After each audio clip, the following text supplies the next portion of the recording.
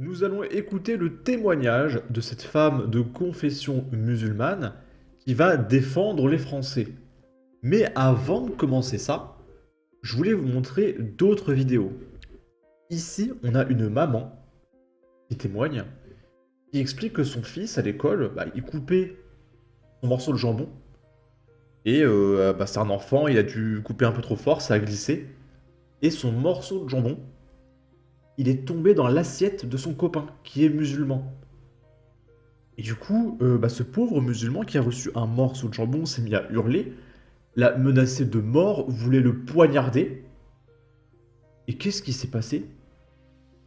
Eh bien, l'école a défendu l'élève musulman qui voulait tuer son copain. Et que c'est la faute du petit qu'on va appeler Lucas. C'est la faute du petit Lucas qui a coupé son jambon. Voilà, c'est lui qui est très très méchant. D'accord? En coupant sa viande, mon fils a malencontreusement envoyé un morceau de viande dans l'assiette de son voisin d'en face, musulman, ne mangeant pas de porc. Cet enfant s'est mis dans tous ses états, a hurlé, pleuré et l'a menacé de le poignarder. L'animateur de la classe a grondé mon fils, lui expliquant que c'était contraire à la religion de l'autre enfant, et il lui a dit que c'était très grave. Il lui a demandé de préparer des excuses. Donc on a quand même un mec qui te parle du fait que c'est contraire à une religion à l'école. Ça n'a aucun sens. Tu n'as pas à faire un truc contraire à une religion, je sais pas quoi, à l'école. L'école, c'est la laïcité. L'autre enfant, qui a proféré des menaces de mort, ne s'est pas fait gronder, ni punir. Les parents n'ont pas été convoqués.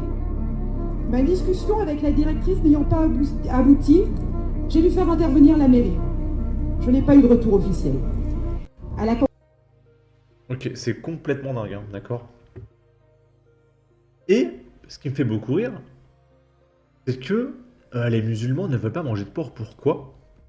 Parce que c'est sale, le cochon. C'est très sale, ça se roule dans la boue, les cochons. Sauf que, en même temps, ces mêmes personnes font ça. Là, c'est un chef kebabier qui lave ses ustensiles de cuisine à même la scène qui est marron et qui a été jugée tellement toxique que ça va être compliqué pour les JO. Et les scientifiques ont retrouvé des matières fécales, des molécules de matière fécale dans l'eau. Joe. Ah, il y a une musique, excusez-moi.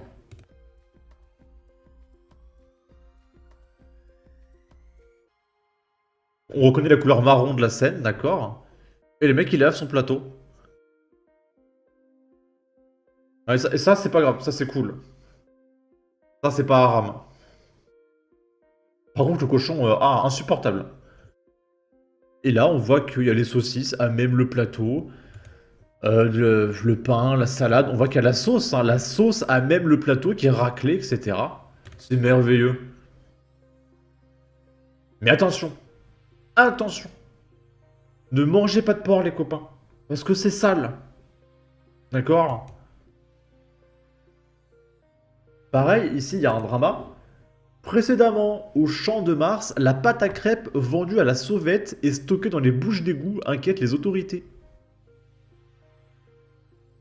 Et là, les pâtes à crêpes qui sortent des égouts, avec un arrière-goût un peu bizarre, là ça va, là c'est propre. Voilà. Par contre le cochon, quand même, faut pas déconner, il y a des limites, hein, il y a des limites quand même. Oh ouais, d'accord.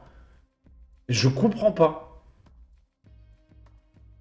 Il va falloir m'expliquer à un moment donné. Et maintenant, on va écouter le fameux témoignage de cette femme de confession musulmane qui va parler des fameux rebeux 2.0 qui lui font honte. Et elle va défendre la France et les Français. C'est bon, les gars, j'ai la haine. La vie de ma mère, j'ai la haine. Et je retiens trop mes mots. Je retiens trop mes mots parce que. Franchement, avec la haine, je saurais pas m'exprimer. Je vous jure, je saurais pas m'exprimer. Mais les rebeux, là, 2.0, là, qui pissent dans les cages d'escalier, là, qui sont là, qui tiennent les murs, qui attendent sur le RSA, vous êtes bien contents quand le RSA il arrive, hein? Là, vous êtes contents, hein? D'ailleurs, il y a les fiches d'imposition qui sont sorties. Je pense que nombre d'entre vous ont rempli leurs fiches d'imposition. Et du coup, je vais payer des impôts pour le RSA de ces mecs. Et vous aussi, les copains, vous allez payer des impôts pour cotiser les RSA de ces gens-là. Vos darons, hein. Vos darons, elles vous ont ramené en France, pourquoi? Dites-moi juste pourquoi vos darons, elles ont quitté le bled pour venir en France. Pour vous nourrir. Bande de clochards que vous êtes. Pour vous nourrir, elle vous a ramené en France. Et vous faites quoi? Vous crachez sur la France? Vous crachez sur la France? Et madame vient avec son voile et veut venir travailler chez Geox. Va travailler chez Action, ils prennent les voilés. Va travailler chez Leclerc, ils prennent les voilés. Va travailler chez H&M, ils prennent les voilés. Qu'est-ce que tu viens foutre chez Geox? Il y a des hommes, tes clients, il y a des hommes, tu vas te mettre à quatre pattes à nettoyer les chaussures des hommes, à leur faire leurs lacets ou à les aider à enfiler leurs chaussures. Avec ton voile. Il est où l'islam là? Oui, parce que dans l'islam, si la femme met le voile, c'est pour se couvrir, pour ne pas montrer son corps à d'autres hommes. Et il est interdit à une femme de côtoyer d'autres hommes, même dans le cadre de son travail. C'est pour ça qu'il y a beaucoup de musulmans qui veulent que leur femme reste à la maison. Et qu'elle ne sorte plus de la maison jusqu'à la mort. D'accord? Mais tu as quand même des femmes voilées qui veulent aller au travail avec leur voile, dire oui, c'est ma religion, nanana, tout en travaillant avec des hommes, et comme elle le dit cette femme, faire le lacet des clients, se baisser, etc. Ça n'a aucun sens. Après, on l'a déjà vu, cette femme, elle voulait surtout faire le buzz, sauf que les gauchistes, ils l'ont pris premier degré. C'est absolument ridicule. À quel moment dans le Coran il est écrit de faire ça? Enfin, à quel moment? Je vais vous expliquer quelque chose. Tu veux être musulmane pratiquante? Tu veux pratiquer ton islam correctement? Pratique-le, pas de problème. Soit tu le pratiques dans ton coin, chose qui est totalement possible, soit tu n'arrives pas et que tu es obligé de te montrer. Dans ces cas-là, tu vas dans un pays musulman. Mais je vais t'expliquer quelque chose. Tu n'iras pas dans un pays musulman. Tu sais pourquoi tu n'iras pas dans un pays musulman? Parce que si tes parents ont fui le bled, c'est pas pour rien. D'accord? Donc toi, tu n'iras pas vivre là-bas parce que tu tiendras pas 24 heures pour y vivre. D'accord? Donc au lieu de cracher sur la France et de filmer un pauvre homme qui n'a rien demandé en le faisant passer pour un raciste, va faire tes prières, ma soeur. Va faire. En fait, t'as des gens qui viennent en France pour fuir leur pays. Ils font des enfants. Et ces enfants qui ne connaissent pas le pays d'origine de leurs parents veulent retourner dans leur pays d'origine alors qu'ils savent absolument pas à quoi ça ressemble. Et ils disent que les Français sont méchants. Parce qu'on leur a appris à l'école que les Français, le système, ils sont tous très très méchants, etc. Faire tes prières et va lire un peu le Coran, voir comment ça se passe. D'accord? Parce que aller postuler chez Geox, là, il y a des hommes. Voilà. Après, moi, je suis pas là pour faire des rappels. Hein. Mais bon. Les rebeux 2.0, bien sûr, je ne généralise pas, je parle pas de tous les Arabes. Vous êtes des bons, les Arabes, mais malheureusement, il y a une communauté d'Arabes qui nous salissent. Qui nous salissent. Qui salissent les Arabes. Clairement. Qui salissent les Arabes. Vous nous salissez, franchement vous nous chiez la honte. Et après vous dites pourquoi la France ne nous aime pas, les Français ce sont des racistes. Vous nous chiez la honte, je vous le dis, vous nous chiez la honte, bordel. Reprenez-vous, bordel, vous nous chiez la honte. Après vous dites pourquoi les Français ne nous aiment pas, mais bien sûr que les Français vous aiment pas. Encore heureux, même moi je vous aime pas.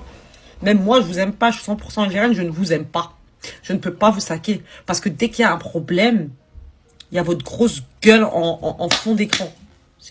Voilà. Bref, je vais me calmer. Sur ce, bonne. Donc là, les musulmans sont vraiment en train de se scinder en deux entre les plus extrémistes qui veulent imposer leur religion partout et ceux qui veulent s'intégrer à la France et qui commencent à dire que, bon, les extrémistes, il y en a marre. Et du coup, est-ce que ces gens-là vont être considérés comme, comment dire, des gens d'extrême droite, des fachos? Qu'est-ce qu'ils vont dire, les gauchistes? Je pense qu'à partir du moment où les musulmans vont rejoindre la droite, les gauchistes auront perdu. Et c'est ce qui est en train de se passer. Donc je pense que les gauchistes vont perdre. Et ça se voit dans les sondages, Jordan Bardella, il est monté encore. Il était à 30%, là il est à 32%, parfois 33%. Je serais même pas surpris que d'ici juin il soit à 35%. Ça serait du jamais vu, hein, d'accord? On va regarder vite fait les commentaires. J'adore, j'ai une collègue de boulot, Akima, 100% algérienne, qui tient exactement le même discours. Ses parents ont quitté leur pays pour pouvoir vivre pleinement en France. Elle est folle en voyant ce qu'ils ont fui s'installer en France. Et en pire, Akima, bienvenue parmi mes abonnés si vous avez un compte Twitter. Elle a tout dit, le constat est que ces gens-là veulent nous imposer leur religion, alors que dans un pays comme le Soudan, l'Iran, l'Afghanistan, la Turquie ou l'Afrique, ce célèbre pays, ces personnes-là ne tiennent pas 24 heures. Il est temps de remettre les pendules à l'heure à certaines personnes. Clair, net et précis. Malheureusement, elle représente une petite minorité des musulmans sur le sol français. Merci quand même à elle. Merci à cette femme algérienne pour remettre ces crasseux à leur place. Ça change du langage wesh wesh de certaines en plus. Bravo à cette jeune femme qui a tout compris. Bravo, elle représente très bien les Français et les Françaises issus de l'immigration qui suivent l'école pour obtenir des diplômes et ensuite travailler sans quémander ou imposer des lois contraires à notre chère République laïque. C'est une patriote parmi nous, bienvenue. Vous voyez que la droite est ouverte d'esprit et qu'on veut bien accueillir tout le monde. Juste respecter les Français, d'accord? Et pour finir, là c'est un témoignage radio. Donc là on voit une femme voilée, mais c'est pas vraiment elle, c'est une image d'illustration. Mais il y a une musulmane qui dit soutenir le gérant du Géox. On va écouter ça. Je suis musulmane Oui. et je donne à 100% mon soutien au gérant de cette boutique Géox. Je suis effarée par la nouvelle génération. Je ne sais pas d'où ils viennent, je ne sais pas si c'est une nouvelle vague d'immigrés parce que, bon, moi, ma mère est née en 60 en France, donc moi, ça fait très longtemps que, voilà. Ils sont, mais complètement à contre-courant. Je ne sais pas ce qu'ils veulent. J'ai l'impression que soit ils attisent la haine, soit c'est des coups de buzz. C'est inconsidéré. Et souvent, les gens me disent « Ah, mais tu dois t'enseigner à l'étranger parce qu'avec tout ce qui se passe, les Bardella, les Zemmour… » Ben, en fait, eux, pas du tout, hein, c'est pas eux qui me gênent. Hein. Moi, eux qui me gênent, vraiment, ben, c'est la nouvelle génération. Je suis une mauvaise musulmane, j'ai l'impression d'être une cible pour eux. Voilà, donc cette musulmane, elle dit que c'est pas Jordan Bardella ou Marine Le Pen qui la gênent, ou Éric Zemmour. Ce sont les extrémistes musulmans. C'est dingue, hein? Ma voisine française d'origine marocaine dit la même chose.